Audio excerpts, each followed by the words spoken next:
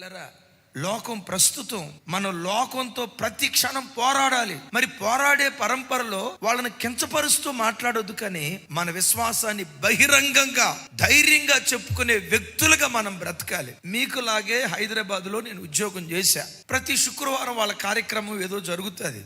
కొబ్బరికాయ కొట్టి ప్రసాదం తీసుకొస్తారు, నాకు ఇచ్చేవాళ్ళు. నేను తినను బ్రదర్, సారీ ఏమనుకోవద్దు. ఒకరోజు అడిగారు, ఎందుకు తినవు? తినకపోవటానికి కారణం ఏంటి? అయ్యా, మీ విశ్వాసాన్ని నేను కించపరచట్లేదు. మీ విశ్వాసం విగ్రహాలలో కూడా దేవుణ్ణి చూస్తారు, అది మీ నమ్మిక. మీ నమ్మికను మీరు గౌరవించుకుంటూ ఆ విగ్రహం దగ్గర కొబ్బరికాయ కొట్టి పలహారం పంచి పెట్టారు, అది మీ విశ్వాసం. మీ విశ్వాసాన్ని మీరు ప్రకటించుకోండి. కానీ నా విశ్వాసం ఏంటో తెలుసా? మేము ఆరాధించే దేవుడు 3 అడుగుల ప్రతిమలో బంధించబడితే బంధించబడే దేవుడు కాదు. 70 అడుగుల ప్రతిమలో బంధించబడే దేవుడు కాదు. మేము ఆరాధించే దేవుడు భూమి ఆకాశాలు పట్టజాలని మహాదేవుడు. మా దేవుడు మాకు ఇచ్చిన ఆజ్ఞయ్య, ఆకాశం క్రింద భూమికి పైన ఏ రూపమును చేసుకొని దాన్ని మీరు పూజించొద్దు, ఏ ఆకారాన్ని చేసుకొని దేవుడు అనొద్దు. ఇది మా దేవుడు మాకు ఇచ్చిన ఆజ్ఞయ్య.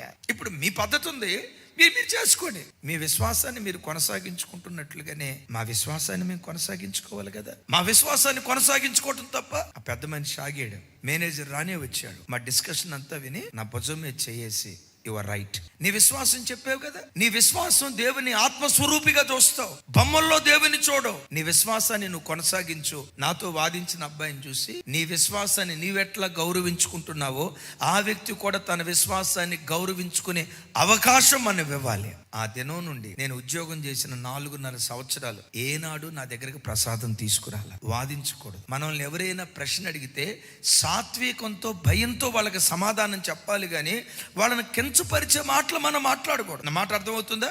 అలాగని వాళ్ళు బాధపడతారేమోనని విశ్వాస విషయంలో మొఖవాటం కలిగిన వారిగా బ్రతకకూడదు. నీ భర్త రక్షించబడలా, బొట్టు పెట్టుకోవడం తప్పని నేను అనను. అది తప్ప ఒప్ప తర్వాత. భర్త రక్షించబడ్డాడు, మీ ఇద్దరికి అంగీకారం అయిపోయింది, తీసేశారు, సంతోషం. సమాజం ఏమంటుందోనని అక్కడ దాకా నుదుటు బొట్టు పెట్టుకొని వచ్చి చర్చికి వచ్చేటప్పుడు ఆ బొట్టు బైబిల్కి పెట్టి చర్చిలోకి వచ్చి ప్రార్థన అంతా అయిపోయిన తర్వాత మరలా బయటికి వెళ్ళటంతో ఆ బొట్టు తీసుకొని నుదుట పెట్టుకొని సమాజానికి భయపడి రాజీ పడే భక్తి చేయకూడదు.